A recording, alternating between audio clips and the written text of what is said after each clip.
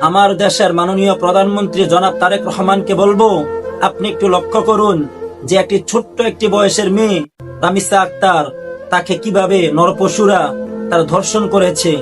আপনি একটু লক্ষ্য করুন, আজকে যদি সেখানে আপনার মেয়ে থাকতো অবশ্যই আপনার অন্তর কাঁপতো। তাহলে তখন আপনি আর এটা বলতেন না যে দর্শনকারী যে দর্শন করেছে তার তদন্ত করা হোক, 1 সপ্তাহ সময় লাগবে। আপনি এমন কোনো কথা বলতে পারতেন না। আজকে যে জনগণের বাচ্চারা যেহেতু আজকে তারা দর্শনের শিকার হচ্ছে, সেই জন্য আপনাদের কোনো মাথা ব্যথা নাই। আমরা বলবো, কিছুদিন পূর্বেও নেত্রকোনার মধ্যে একটি বাচ্চা ধর্ষণ হয়েছে।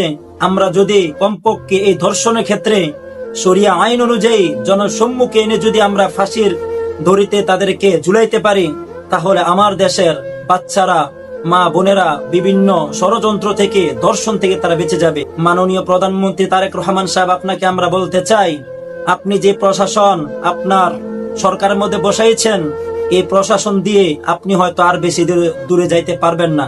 কারণ জনগণ যখন এই দর্শনকারীর জন্য তারা বিচারের দাবিতে তার একমত হয়ে বলেছে যে জনসম্মুখে এই দর্শনকারীকে অবশ্যই বিচার করতে হবে, তখন আপনার সরকারে জনাব স্বরাষ্ট্রমন্ত্রী সালাউদ্দিন আহমদ সাহেব, সে বলতেছে আল্লাহর কোরআনের আইনকে বৃদ্ধাঙ্গুলি দিয়ে বলতেছে যে রাষ্ট্র আবেগ দিয়ে চলে না, আমরা এখন মধ্যযুগী মধ্যে রয়েছি না।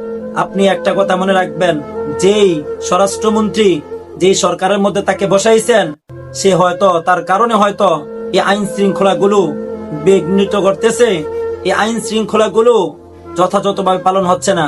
আপনি দরকার হয় তাকে সরাইয়া আরেকজন লোক এখানে আপনার সরকারের মধ্যে আপনি এমন লোক নিয়োগ দেন যে লোকদের মাধ্যমে জনগণ তার নিরাপত্তা পাবে।